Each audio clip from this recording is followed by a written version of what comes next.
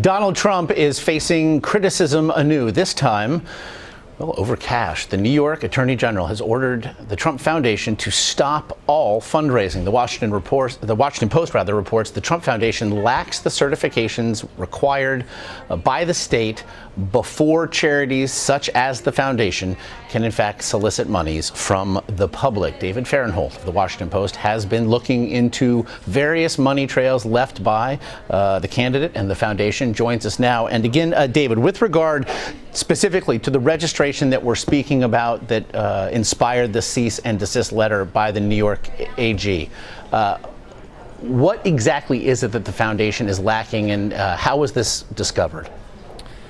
Well, what it's lacking is a special sort of certification that New York State requires for charities that are based in New York, as the Trump Foundation is, to go out and solicit money from the public. The idea is that if you're going to go ask the public for money for your charity, then you have to submit to a little more scrutiny to make sure you're not wasting the public's money. And so what Trump was required to do if he was soliciting money from the public was undergo an annual audit, outside audit, to make sure he wasn't squandering the money, he wasn't taking the money in the foundation, using it to buy things for himself. He didn't do that. He didn't get the right level of registration. He didn't go through the audits that he was supposed to, and now as a result, we brought it to light. We brought it we told the Attorney General's office about it last week when we were reporting the story, and now they've told Trump to stop fundraising until he gets in compliance. What exactly? And you know, this quote seems to say so much from James Fishin, a professor at Pace, with regard to Donald Trump. He's a billionaire who acts like a thousandaire. That was a part of one of your pieces here. What was the reaction by the Attorney General's office when you brought this to their attention?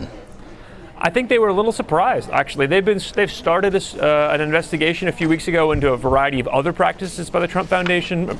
Stories we've written about how they used money in the foundation to buy pictures of Trump or to pay off legal settlements for his businesses. This seemed like this is such a basic thing. I think they didn't find it right away because they expected everybody to be in compliance. It was only, I talked to a law professor about something else who knew the law in New York really well and said, "Hey, look at this. You know, this string of letters on the website shows me that this charity is not properly registered." I think that law professor was the first one to notice it. You also found that the foundation had received some $2.3 million from companies and individuals that owed money to Donald Trump personally or to one of his for-profit businesses. Instead of, however, paying him directly, they were instructed to pay the foundation. The legality there is what, and how has the Trump campaign responded? Well, it's legal to do that. It's legal to say, well, you owe me money, take that money and give it to my charity instead. But if you do that, you have to pay income tax on it. Trump himself would have to pay income tax on it because legally, if he earned the money and he's directing where it goes, even if it doesn't go to him, it's his income and he has to pay tax on it. The Trump campaign has not responded to our questions about $1.9 million of that money, about whether he paid income tax or not. Now, I can tell you a senior advisor to Donald Trump has said that he never directed fees to the foundation.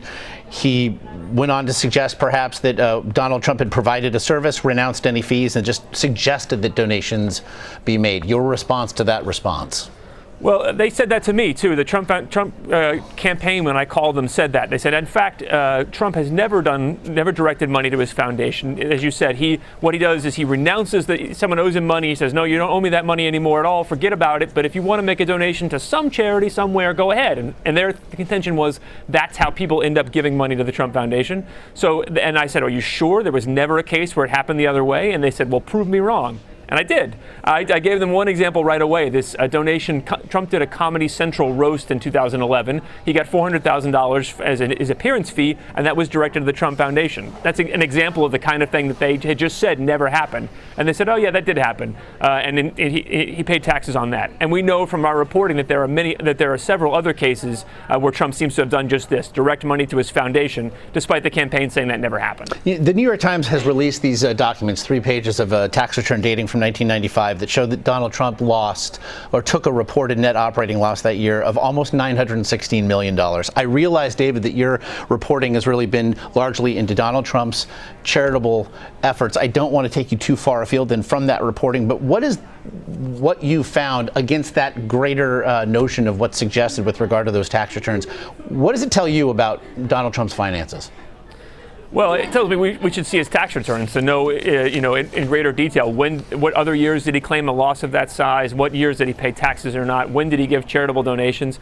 It's hard for me to figure out how that discovery, these tax returns showing that Trump might not have paid taxes for 18 years, it's hard for me to line that up with what I know about Trump's charitable donations, because it seems like he actually stopped giving charitable donations around 2008, which if you look at their story, that seems like about the time that he would have wanted to start giving donations because his loss would have run out and he would need a new source of deductions. So we need to know a lot more about Trump's taxes to make sense of all this. And an update, if nothing else, with regard to, I know you were looking in your reporting, you'd been hunting down various items purchased by the foundation that included a Tim Tebow signed football helmet and a couple portraits of actually the candidate himself. I know that one of them was found at an establishment there at one of his golf courses in Florida.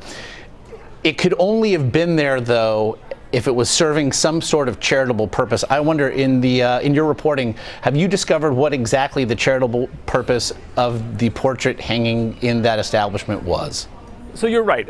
Trump bought that painting with $10,000 from his charity, and by law, the charity owns it. And the charity has to use it for some charitable aim. It has to use it to help the public. And so what Trump did was take it and hang it on the wall of the Champions Bar and Grill at his Doral Golf Resort outside Miami. And the Trump campaign now has a response. What Donald Trump is doing, they said, is he is just generously storing the charity's painting on the wall of his resort. And I talked to some tax experts about that argument, that Trump is allowed to store it by displaying it for his customers and decorating his bar. And one of them told me about that Trump campaign excuse. It's hard to make an IRS auditor laugh, but this would do it. It's less hard to make me laugh, but this did it as well. David Fahrenold of The Washington Post, as always, very much appreciate your time and your reporting. Hey, thank you.